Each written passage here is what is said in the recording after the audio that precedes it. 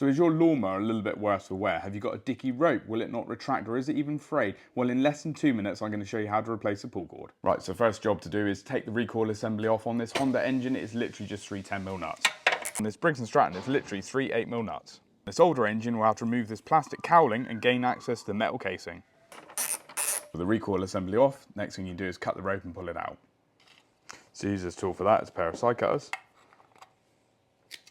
Cut your rope.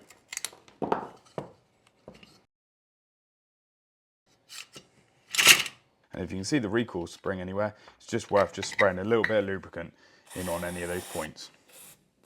Before we rewind the rope, we just need to dig it out the handle.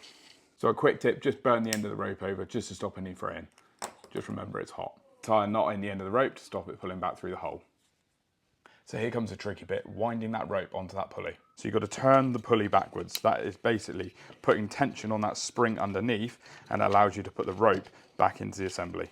Don't over tighten the spring, but get to a point where it's just going quite stiff. Back it off so you can put the rope through and it should come out the other end and back out that way. Pull it right through, like so. And now slowly allow the pulley to wind that rope back in by just letting it slip through the grip of your hand.